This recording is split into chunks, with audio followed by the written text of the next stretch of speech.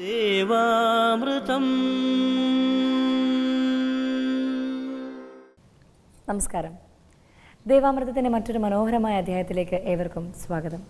ആദ്യം നമുക്ക് ശ്രവിക്കാം ഗുരുസാഗരം ശ്രീ സജീവ് കൃഷ്ണന്റെ വാക്കുകളിലൂടെ. ഗുരുസാഗരം നിങ്ങൾക്കായി അവതരിപ്പിക്കുന്നത് മെഡിമിക്സ് ക്ലിയർ ഗ്ലിസറിൻ ഇപ്പോൾ ഫേസ് വാഷിലും. സാഗരം അറിവിന്റെ സാഗരം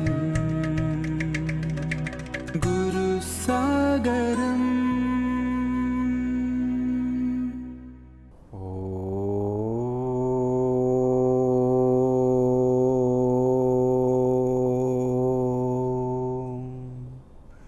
ശ്രീനാരായണ പരമഗുരവേ നമഃ. ഓം ശ്രീനാരായണ പരമഗുരവേ നമഃ. ഓം ശ്രീനാരായണ പരമഗുരവേ നമഃ. നമസ്കാരം. സമകാലിക ജീവിതത്തെ ശ്രീനാരായണ ഗുരുദേവ ദർശനത്തിലൂടെ നോക്കിക്കാണുന്ന ഗുരുസാഗരം പരിപാടിയിലേക്ക് ഏവർക്കും സ്വാഗതം. അനുകമ്പാദശകവും ആധുനിക ലോകവും എന്ന നമ്മുടെ പ്രഭാഷണ പരമ്പരയിൽ ഇന്ന് നാം കടന്നു പോകുന്നത് ഒരു സാമൂഹ്യ സത്യത്തിൻ്റെ നേർവഴിയിലൂടെയാണ്. ഇന്നേ ദിവസം അധസ്ഥിത ലോകത്തിൻ്റെ വിമോചന നായകനായിരിക്കുന്ന മഹാത്മാ അയ്യൻകാളിയുടെ ജന്മദിനമാണ്. പാടത്തെ ചേറിലും ചെളിയിലും മൃഗങ്ങളെപ്പോലെ കിടന്നിരുന്ന ഒരു വിഭാഗം മനുഷ്യരെ ആത്മവീര്യം പകർന്നു കൊടുത്തുകൊണ്ട് മോചനത്തിൻ്റെ വഴിതെളിച്ച് അയ്യങ്കാളി നമ്മുടെ ഈ കേരളത്തിൽ ഉയർത്തിയ ഒരു വലിയ സമരത്തിൻ്റെ വീരകാഹളം ഇന്നും നമ്മുടെയെല്ലാം നെഞ്ചിൽ മുഴങ്ങുന്നുണ്ട്. തൻ്റെ ജീവിത ദൗത്യവുമായിട്ട് ശ്രീനാരായണ ഗുരുദേവൻ്റെ അനുഗ്രഹം വാങ്ങുവാൻ ശ്രീ മഹാത്മാ അയ്യൻകാളി ഗുരുദേവനെ കാണുവാൻ എത്തിയപ്പോൾ ഗുരുദേവൻ മൊഴിഞ്ഞത് 3 കാര്യമാണ്. എല്ലാവർക്കും വിദ്യാഭ്യാസം നേടിക്കൊടുക്കണം, സമ്പാദ്യശീലം വളർത്തുവാൻ സമുദായ അംഗങ്ങളെ പ്രേരിപ്പിക്കണം, 3 മദ്യം പൂർണ്ണമായും ഒഴിവാക്കണം, നിങ്ങൾക്ക് നന്മ വരും എന്നായിരുന്നു ശ്രീനാരായണ ഗുരുദേവൻ്റെ അയ്യങ്കാളിയോടുള്ള ഉപദേശം. ഈ 3 തത്വങ്ങളെ തൻ്റെ സമരപന്ഥാവിൽ അയ്യങ്കാളി മുറുകെ പിടിക്കുകയുണ്ടായി.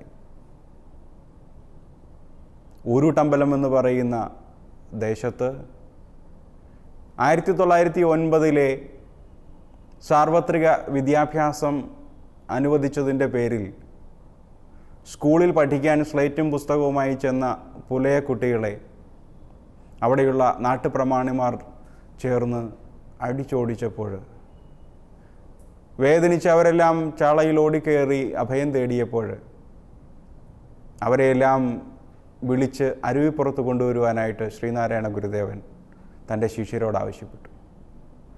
അവരെയെല്ലാം അരുവിപ്പുറത്ത് എത്തിച്ചപ്പോൾ ശ്രീനാരായണ ഗുരുദേവൻ പറഞ്ഞു, എല്ലാം തുടങ്ങിയിട്ടേ ഉള്ളൂ, പൂർണ്ണതയിലെത്തും വരെ ധൈര്യം വിടാതെ മുന്നേറണം, പഠിക്കണം.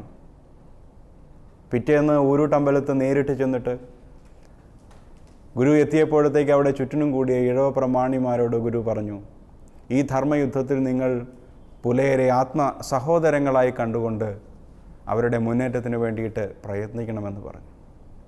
ശ്രീനാരായണ ഗുരുദേവൻ കൊടുത്ത ആത്മബലത്തിൽ, ആ ആത്മചൈതന്യത്തിൽ ഭഗവാൻ ലോകം മുഴുവൻ പ്രസരിപ്പിച്ച ആ ദിവ്യധാരയിലാണ് കേരളത്തിലെ നവോത്ഥാന പ്രസ്ഥാനങ്ങൾ ഒന്നൊന്നായി ഉണരുന്നത്. അതിൽ പുലയ മഹാസഭയും ധീവര സഭയും നായർ സർവീസ് സൊസൈറ്റിയും യോഗക്ഷേമ സഭയും ഒക്കെയുണ്ട്. സർവതോമുഖമായി സാമുദായികമായ എല്ലാവരുടെയും വളർച്ചയെ ശ്രീനാരായണ ഗുരുദേവൻ തൻ്റെ ആത്മതപസ്സു കൊണ്ട് പ്രോത്സാഹിപ്പിച്ചിരുന്നു. പിൽക്കാലത്ത് നമ്മുടെ ദളിത് സമൂഹം എന്ന് പറയുന്ന ഒന്ന് ഇവിടെ ഉണ്ടാവരുത് എന്ന് ശ്രീനാരായണ ഗുരുദേവൻ പറഞ്ഞു. കാരണം ആരും ദളിതരല്ല, ആരും അധകൃതരല്ല, എല്ലാവരും ഒരേ സ്വത്വത്തിൻ്റെ ഭാഗങ്ങളാണ്. അതുകൊണ്ട് ആരും സ്വയം പോലും ഞാൻ ദളിതനാണെന്ന് കരുതരുത്. ഇവിടെ 2 വിഭാഗം ജനമേ ഇപ്പോൾ ഉള്ളൂ. ഒന്ന് വൃത്തിയുള്ളവരും മറ്റൊന്ന് വൃത്തിയില്ലാത്തവരും. വൃത്തിയില്ലാത്തവർ വൃത്തി ശീലിച്ചാൽ തീരാവുന്ന ഐത്തമേ ഇവിടെ നിലനിൽക്കുന്നുള്ളൂ എന്ന് ശ്രീനാരായണ ഗുരുദേവൻ പറഞ്ഞു.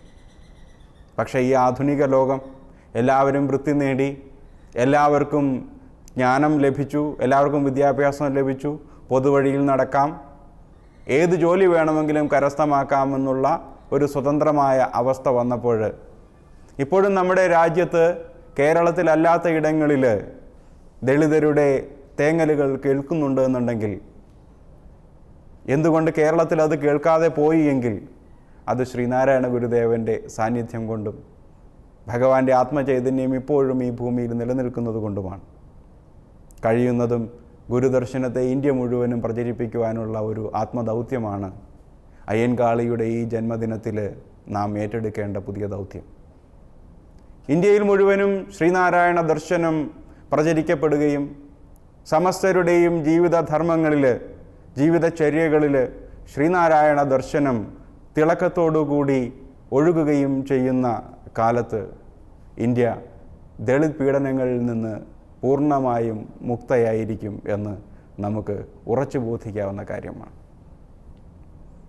ദളിതരെ രാഷ്ട്രീയ ആവശ്യത്തിന് വേണ്ടിയിട്ട് മുതലെടുത്തുകൊണ്ട് അവരെ കൊണ്ട് ചോര ചിന്തുന്ന സമരങ്ങളിലേക്ക് ഇറങ്ങിത്തിരിക്കുവാനായിട്ട് തയ്യാറെടുക്കുകയാണ് ഇന്ത്യൻ രാഷ്ട്രീയ നേതൃത്വം.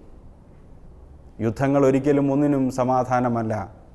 അധർമ്മത്തെ ഇല്ലാതെയാക്കേണ്ടത് ധർമ്മത്തെ ശക്തിപ്പെടുത്തിക്കൊണ്ടാണ് എന്ന ശ്രീനാരായണ ഗുരുദേവൻ്റെ വചനം മറന്നുകൊണ്ടാണ് ഇന്ത്യൻ രാഷ്ട്രീയ നേതൃത്വം ദളിതരെ മുന്നിൽ നിർത്തിക്കൊണ്ട് ശിഖണ്ഡി യുദ്ധവുമായിട്ട് പോകുന്നതെന്ന് ഓർപ്പിക്കാതെ വയ്യ.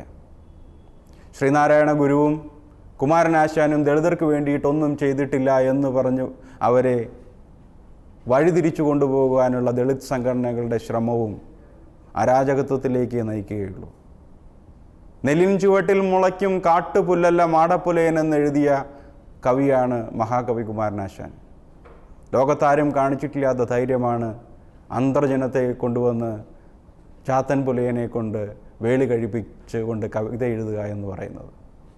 ചരിത്രം നമുക്ക് വളച്ചൊടിക്കാനുള്ളതല്ല, അത് സത്യം നിറഞ്ഞിരിക്കുന്നതാണ്. സത്യബോധത്തോടുകൂടി യഥാർത്ഥത്തിലുള്ള ദൈവസാന്നിധ്യത്തെ ബോധ്യപ്പെട്ടുകൊണ്ട് അനീതിക്കെതിരെ നീതിയെ വളർത്തുക, അധർമ്മത്തിനെതിരെ ധർമ്മത്തെ വളർത്തുക. ശ്രീനാരായണ ധർമ്മം പുലരും തോറും ഭൂമിയിൽ അരക്ഷിതാവസ്ഥയും അസംഘടിത ബോധവുമൊക്കെ ഇല്ലാതെയാവും. എല്ലാവർക്കും നല്ല ദിനം ആശംസിക്കുന്നു. ഇനി ഇന്നത്തെ ഗുരുമൊഴിയിലേക്ക്. സാഗരം അറിവിൻ്റെ സാഗരം. ഏത് പ്രവൃത്തിക്കും ഉദ്ദേശം വേണം, ഒരു ലക്ഷ്യവും. ശ്രീനാരായണ ഗുരുദേവൻ. ഗുരുസാഗരം നിങ്ങൾക്കായി അവതരിപ്പിച്ചത് മെഡിമിക്സ് ക്ലിയർ ഗ്ലിസറിൻ ഇപ്പോൾ ഫേസ് വാഷിലും. ദേവാമൃതം